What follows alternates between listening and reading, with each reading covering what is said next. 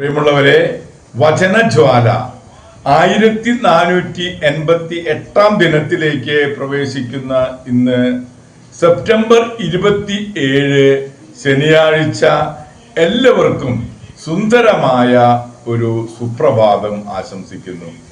പ്രഭാഷകന്റെ പുസ്തകം 20-ാം അധ്യായം 1 മുതൽ 21 വരെയുള്ള തിരുവാക്യങ്ങളാണ് ഇന്നത്തെ വചനവായനയിൽ നാം ശ്രവിക്കുക. അവസരോചിതമായി സംസാരിക്കുക. സമയോചിതമല്ലാത്ത ശാസനയുണ്ട്, മൗനം അവലംബിക്കുന്ന ബുദ്ധിമാനുമുണ്ട്. കോപം ഉള്ളിൽ വെക്കുന്നതിനേക്കാൾ ഭേദമാണ് ശാസിക്കുന്നത്. കുറ്റമേറ്റു പറയുന്നതിന് ശിക്ഷ ഒഴിഞ്ഞുകിട്ടും. അക്രമം കൊണ്ട് നീതി നടത്തുന്നവൻ കന്യകയുടെ ശുദ്ധി അപഹരിക്കാൻ ആഗ്രഹിക്കുന്ന ഷണ്ടനെ പോലെയാണ്. മൗനം കൊണ്ട് ബുദ്ധിമാനായി കരുതപ്പെടുന്നവൻ ഉണ്ട്, അതിഭാഷണം കൊണ്ട് വെറുക്കപ്പെടുന്നവനുമുണ്ട്. മറുപടി പറയാൻ കഴിവില്ലാത്തത് കൊണ്ട് മൗനം ദീക്ഷിക്കുന്നവനുമുണ്ട്. സംസാരിക്കേണ്ടത് എപ്പോഴാണെന്ന് അറിയാവുന്നത് കൊണ്ട് മൗനം പാലിക്കുന്നവനുമുണ്ട്.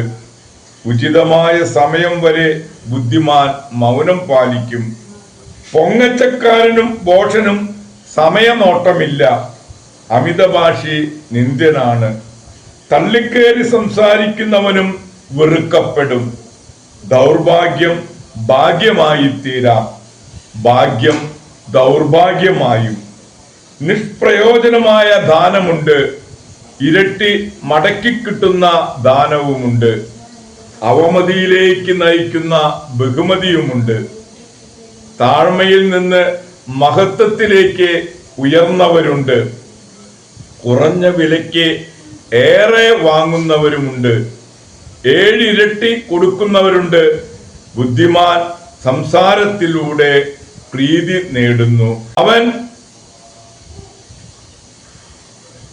ഭോഷന്റെ ഉപചാരം വ്യർത്ഥമാണ്. ഭോഷന്റെ ദാനം നിനക്ക് ഉതകുകയില്ല.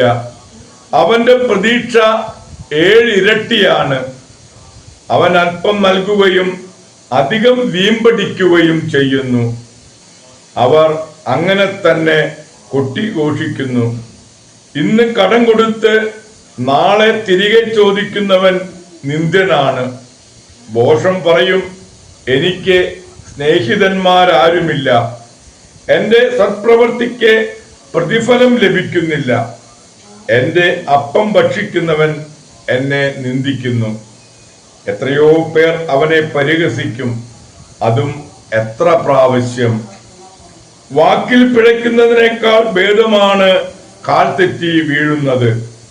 ദുഷ്ടൻ അതിവേഗം നിലം പതിക്കുന്നു. അജ്ഞരുടെ അധരങ്ങൾ ആവർത്തിക്കുന്ന അവസരോചിതമല്ലാത്ത കഥ പോലെയാണ് സംസ്കാരശൂന്യൻ. ഭോഷന്റെ നാവിൽ നിന്ന് വരുന്ന സൂക്തങ്ങൾ തിരസ്കരിക്കപ്പെടുന്നു. അവസരോചിതമല്ല അവന്റെ വാക്ക്.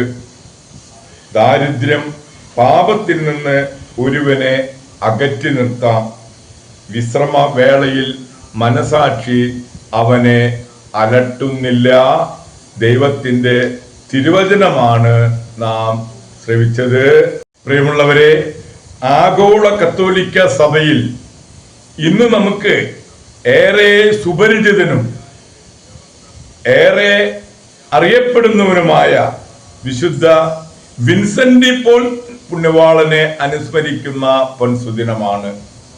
ഫ്രാൻസിൽ പിറനീസ് പർവ്വതത്തിന് സമീപം പൂയി എന്ന ഗ്രാമത്തിൽ പ്രദേശവാസികളായ വില്യം ഓഫ് പോളിന്റെയും ബെൻഡ്രാക്റ്റയുടെയും 6 മക്കളിൽ ഒരാളായി വിൻസെന്റ് ഡി പോൾ ജനിച്ചു. സാമാന്യം നല്ല വിദ്യാഭ്യാസത്തിന് ശേഷം വിൻസെന്റ് 1600 വൈദികനായി. ദൈവവരപ്രസാദല്ലെങ്കിൽ ഞാൻ ആരോടും പടവെട്ടുന്ന ഒരു പ്രകൃതത്തിന് ഉടമയായി തീരുമായിരുന്നു എന്നാണ് വിൻസെന്റ് തന്നെ പറ്റി പറഞ്ഞിട്ടുള്ളത്. ദൈവശാസ്ത്രവും ആധ്യാത്മിക ശാസ്ത്രവും അദ്ദേഹം അഭ്യസിച്ചിരുന്നു. എന്നാൽ വിശുദ്ധ കുരിശിന്റെ വിജ്ഞാനമായ എളിമ, ക്ഷമ, ശാന്തത, ഉപവി എന്നിവയെ സംബന്ധിച്ച് അദ്ദേഹത്തിന് അന്ന് അനുഭവജ്ഞാനമില്ലായിരുന്നു. 1605 വിശുദ്ധൻ മാർസയിലേക്ക് പോകും വഴി ആഫ്രിക്കൻ കടൽക്കൊള്ളന്മാർ അദ്ദേഹത്തെ കൊള്ള ചെയ്തു.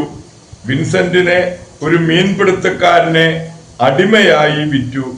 വിൻസെന്റിന് മീൻപിടുത്തത്തിനുള്ള പ്രാവീണ്യം ഇല്ലാത്തതിനാൽ അയാൾ അദ്ദേഹത്തെ ഒരു മുഹമ്മദീയ രസതന്ത്രജ്ഞനെ വിറ്റു. 1 വർഷം അദ്ദേഹത്തോടു കൂടെ താമസിച്ചു. മുഹമ്മദീയ മതം ആശ്ലേഷിച്ചാൽ സ്വത്തും സ്വാതന്ത്ര്യവും നൽകാമെന്ന് അദ്ദേഹം വാഗ്ദാനം ചെയ്തു. 1606 ആഗസ്റ്റിൽ അയാൾ മരിച്ചു. അവകാശി മതത്യാഗിയായ ഒരു ക്രിസ്ത്യാനിക്ക് വിൻസെന്റിനെ വിറ്റു. വിൻസെന്റ് അദ്ദേഹത്തെ മാനസാന്തരപ്പെടുത്തി. 1607 ജൂൺ 28 അദ്ദേഹത്തോടൊപ്പം മാർസയിലെത്തി. ഫ്രാൻസിലെ തടവുകാരുടെ ചാപ്ലിൻ ജനറലായി. 1616 ഫാദർ വിൻസെന്റ് പ്രസംഗിച്ച ഒരു ധ്യാനത്തിൽ നിന്ന് ചില കർഷകർ നടത്തിക്കൊണ്ടിരിക്കുന്ന വ്യാജ കുംഭസാരങ്ങൾ അദ്ദേഹത്തിന്റെ അറിവിൽപ്പെട്ടു. അന്ന് ഗോണ്ടി പ്രഭയുടെ ജ്ഞാനപിതാവായിരുന്നു ഫാദർ വിൻസെന്റ്. ധ്യാനത്തിന്റെ വിവരങ്ങൾ പ്രഭി ഗ്രഹിച്ചപ്പോൾ അത്തരം ധ്യാനങ്ങൾ കൂടുതൽ നടത്താൻ പ്രഭു പ്രോത്സാഹനം നടത്തിക്കൊണ്ടിരുന്നു. അങ്ങനെ 1626 മിഷൻ കോൺഗ്രിഗേഷൻ രൂപവൽകൃതമായി. വിൻസെൻഷ്യൻസ് എന്നവർ ഇന്ന് അറിയപ്പെടുന്നു. വൃദ്ധരോടും ദരിദ്രരോടും അനാഥരോടും പരിത്യക്തരായ സമസ്തരോടും അദ്ദേഹത്തിന്റെ ഉപവി പ്രഖ്യാതമാണ്. ദരിദ്രർ മനുഷ്യരല്ല, കൃമിയാണെന്ന് പറയപ്പെടുന്നവരുടെ ചിത്രം മറച്ചു വെക്കുക. യേശുക്രിസ്തുവിനെ കാണാം. ഒരിക്കൽ ഒരു നിധി വഹിച്ചുകൊണ്ട് പോകുകയാണെന്ന് കരുതി കവർച്ചക്കാർ അദ്ദേഹത്തിന്റെ പക്കൽ പാഞ്ഞു ചെന്നു. വിറയ്ക്കുന്ന ഒരു ചോരക്കുഞ്ഞിനെയാണ് അവർ കണ്ടത്. കവർച്ചക്കാർ അദ്ദേഹത്തിന്റെ പാദത്തിങ്കൽ വീണ് മാപ്പപേക്ഷിച്ചു. ഫാദർ വിൻസെന്റ് ദരിദ്രരുടെ സഹായകൻ മാത്രമായിരുന്നില്ല, സൽപ്രവൃത്തികൾ ചെയ്യാൻ ധനികരെ അദ്ദേഹം പഠിപ്പിച്ചുകൊണ്ടിരുന്നു. ഓരോ ഇടവകയിലും ദരിദ്രരെയും രോഗികളെയും സഹായിക്കാൻ സംഘങ്ങൾ സ്ഥാപിച്ചു. ഈ വിശുദ്ധ ലൂയി ദേ മാരില്ലാക്കിന്റെ സഹായത്തോടു കൂടി ഈ സംഘങ്ങൾ അദ്ദേഹം ഉബയോയുടെ സഹോദരീ സഭയാക്കി. അവരുടെ വിശ്രമ സങ്കേതം രോഗമുറിയും കപ്പേള ഇടവകപ്പള്ളിയും ആവൃത്തി ഒരു തെരുവീതിയുമാണ്. തന്റെ മിഷണറി പ്രവർത്തനങ്ങൾക്ക് പണം പിരിക്കാൻ സമ്പന്ന സ്ത്രീകളെ അവരുടെ ഒരു സംഘടനയുണ്ടാക്കി. 1660 സമാധാനപൂർവം ഈ മനുഷ്യസ്നേഹി ഈ ലോകത്തുനിന്ന് യാത്രയായി. 1737 ക്ലമന്റ് 12 മാർപ്പാപ്പ വിൻസെന്റ് പോളിനെ വിശുദ്ധനെന്ന് പ്രഖ്യാപിച്ചു. ലയോ 13 മാർപ്പാപ്പ അദ്ദേഹത്തെ എല്ലാ പരസ്പര സ്നേഹ പ്രവർത്തനങ്ങളുടെയും മധ്യസ്ഥനായി നിയമിച്ചു.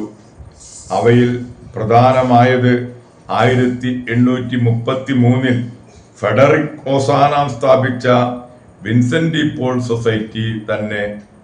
പ്രിയമുള്ളവരെ, നമുക്കേറെ സുപരിചിതനും പരോപകാര പ്രവർത്തകനുമായിരുന്ന വിശുദ്ധ വിൻസെന്റ് പോളിന്റെ മാധ്യസ്ഥം യാചിച്ച് ഇന്നത്തെ ഈ നല്ല ദിവസത്തിലേക്ക് നമുക്ക് പ്രവേശിക്കാം.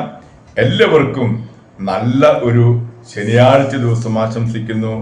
ദൈവം നമ്മെ ഓരോരുത്തരെയും സമൃദ്ധമായി അനുഗ്രഹിക്കട്ടെ.